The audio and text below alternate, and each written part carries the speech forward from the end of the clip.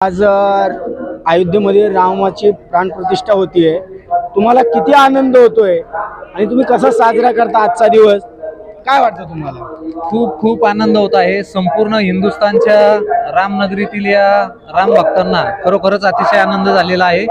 500 ते 550 वर्षापासून आपलं हिंदुस्थान जे राम भक्त ज्या गोष्टीच्या आतुरतेने वाट पाहत होते, त्या रामलल्लाच्या मूर्तीची प्रतिष्ठापना आज आपल्या देशाचे पंतप्रधान माननीय मोदी साहेब यांच्या शुभ हस्ते या ठिकाणी संपन्न होत आहे। आणि हा शुभ मुहूर्त अतिशय खरंच छान आहे। 550 वर्षापासून हा गोष्टीला किंवा या मूर्तीच्या प्रतिष्ठापनेला योग येत नव्हता, परंतु 2024 मध्ये या गोष्टीची पूर्तता होत आहे। आणि मला वाटतं माझ्यासारखेच असंख्य लाखो करोडो जगभरातील राम भक्त आज पूर्णपणे खुश आहेत।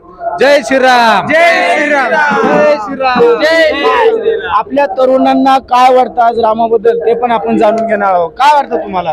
आपला राम काय वाटतं? एक नंबर वाटतंय। 550 वर्षानंतर आज आपण दुसरी दिवाळी साजरी करतो का असे वाटायला लागले का?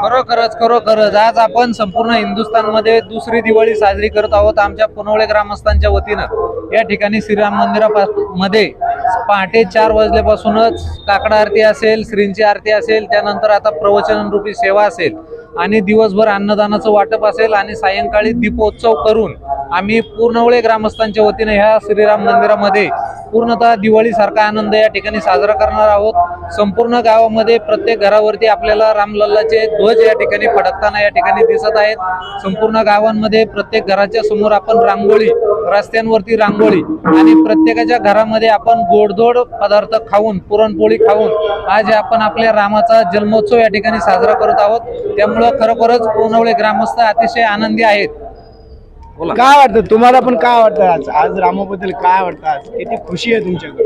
आज खरंच सर्वांना खूप आनंद आहे। आज जवळजवळ 498 वर्ष झालं तिथं बाबरी मशीद होती, तिथं आज रामलल्लाची प्राणप्रतिष्ठापना होत आहे। आणि आज फक्त राज्यातच नाही, पूर्ण देशामध्ये खूप आनंदाचं वातावरण, जल्लोषाचे वातावरण आहे। आज लहानपासून ते थोरा मोठ्यापर्यंत सर्वांनी आज रामाचा जयघोष करत आहेत। आणि या शुभ मुहूर्तावर बऱ्याच लोकांनी घरामध्ये खूप चांगले आनंदाचे असे वातावरण असून आणि त्यामध्ये घरामध्ये पूजा अर्चा ह्या सर्व गोष्टी केलेल्या आहेत। या ठिकाणी पुनवळ्यामध्ये सुद्धा श्रीराम मंदिरामध्ये खूप चांगलं नियोजन केलेलं आहे। सकाळपासून काकड आरती, आता एक प्रवचन आहे, त्यानंतर पूर्ण जेवढे अनुयायी आहेत, जेवढे भक्त आहेत त्यांच्यासाठी प्रसाद ठेवलेला आहे। खूप चांगलं आनंदाचं वातावरण आहे। बघा तुम्ही रामाबद्दल किती प्रेम आहे आणि याच्यामुळं राम भक्तामध्ये किती उत्साहाचं वातावरण निर्माण झाले हे तुम्ही आजच्या दिवशी पाहत आहेत। न्यूज 24 महाराष्ट्र।